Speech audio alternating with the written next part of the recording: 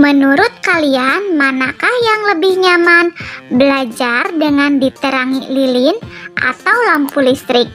Apakah keberadaan listrik bermanfaat bagi kalian? Nah, anak-anak, di video kali ini kita akan mempelajari listrik.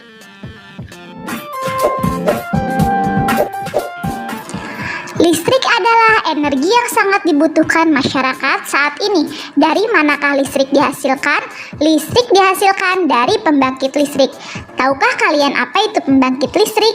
Pembangkit listrik adalah alat yang digunakan untuk menghasilkan listrik atau daya listrik dalam skala besar dengan menggunakan berbagai macam tenaga atau sumber energi.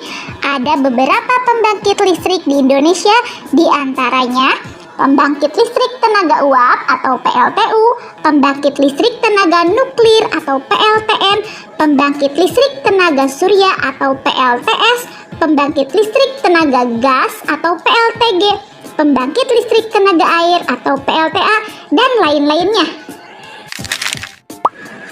Nah, anak hebat, dalam pembangkit listrik itu terdapat generator yang dapat menghasilkan arus listrik. Arus listrik yang dihasilkan oleh generator kemudian didistribusikan melalui gardu-gardu listrik dan kabel listrik ke berbagai daerah hingga sampai ke rumah penduduk, perkantoran, perindustrian, dan tempat lainnya. Setelah sampai di rumah-rumah penduduk dan tempat lainnya, listrik akan mengalir melalui rangkaian listrik.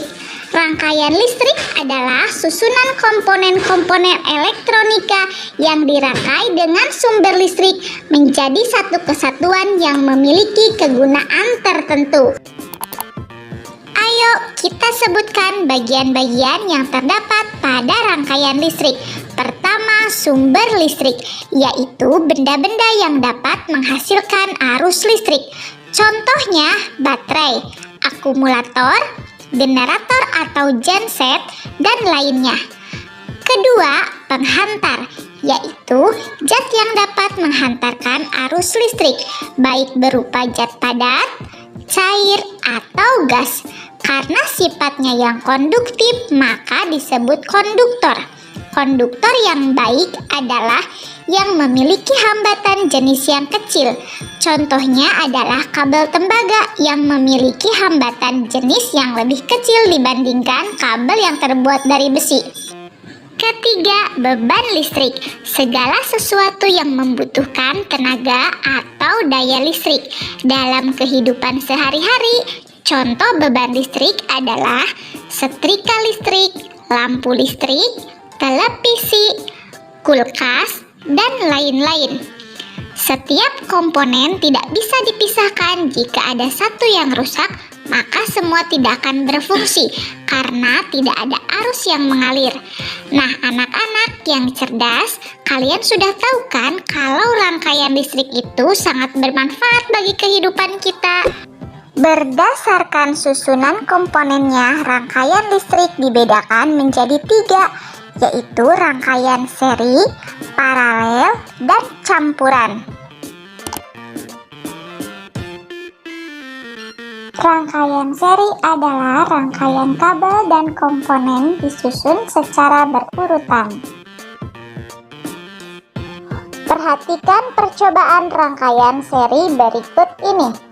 Alat dan bahan yang digunakan: kertas tebal atau kardus, bohlam dan piting masing-masing 4 buah, baterai, kabel, saklar lampu, isolasi hitam, gunting atau pisau pemotong atau tang pengupas kabel.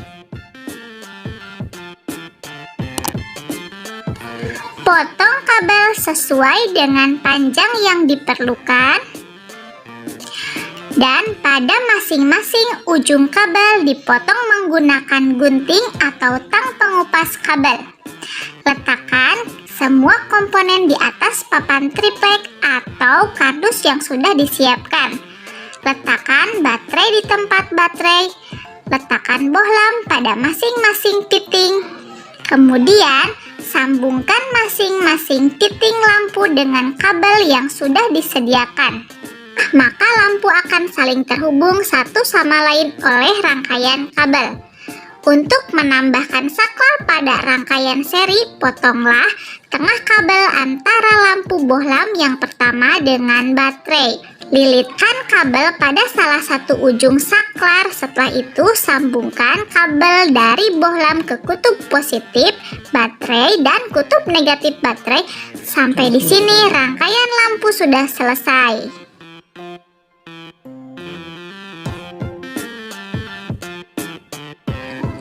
Baterai mempunyai dua buah kutub, yaitu kutub positif dan kutub negatif.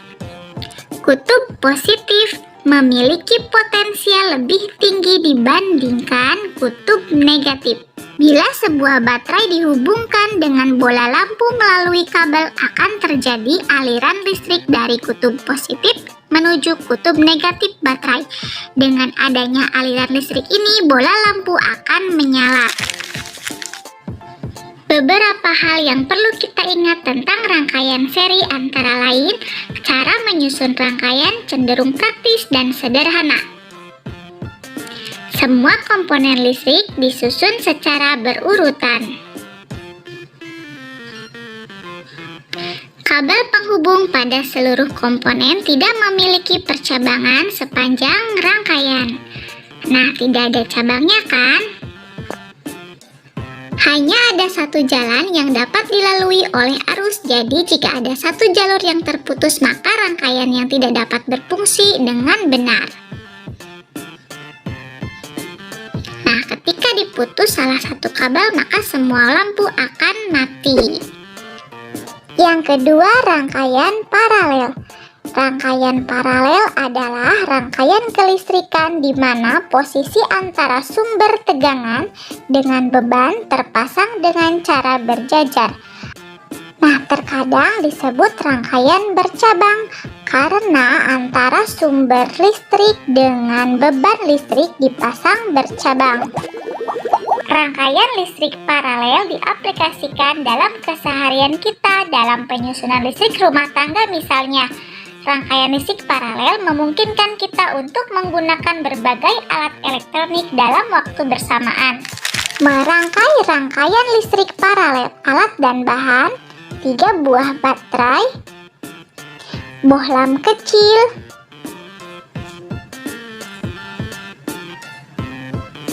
soket baterai atau bisa dibuat sesuai dengan keterampilan masing-masing, saklar standar, piting lampu 3 buah,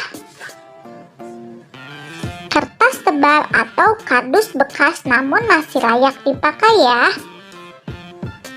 kabel listrik standar, gunting atau cutter pisau, isolasi listrik atau lakban. Sediakan jenis kertas kardus dengan ketebalan sedang. Buatlah beberapa lingkaran yang berurutan dan mirip dengan posisi lampu pengatur lalu lintas.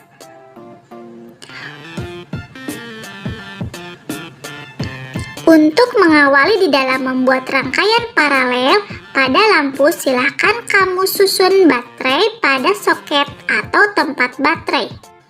Hubungkan satu konektor kabel ke salah satu kutub baterai. Misalnya adalah kutub negatif. Maka rangkaian paralel sudah selesai. Tekan saklar untuk menyalakan masing-masing lampu. Apa yang terjadi ketika kabel nomor 1 kita putus? Wah, ternyata lampu 2 dan 3 tetap menyala kan? Dan lampu 1 padam. Kita hubungkan kembali ya kabelnya. Percobaan berikutnya, kita lakukan pemutusan di kabel nomor 2. Apa yang terjadi?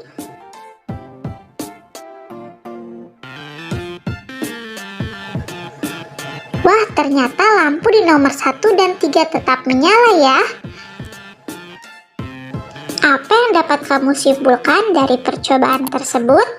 Rangkaian seri kelebihannya menghemat biaya karena menggunakan sedikit kabel, Dan kekurangannya, jika salah satu komponen rusak, maka komponen yang lain tidak berfungsi.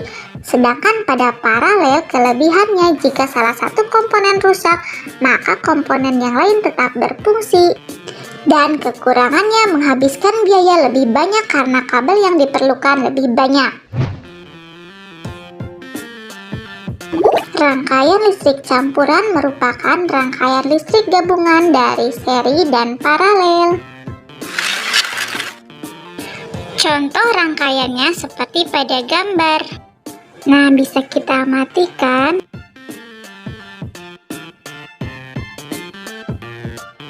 Sekian video pembelajaran kali ini. Jangan lupa like, komen, dan subscribe ya.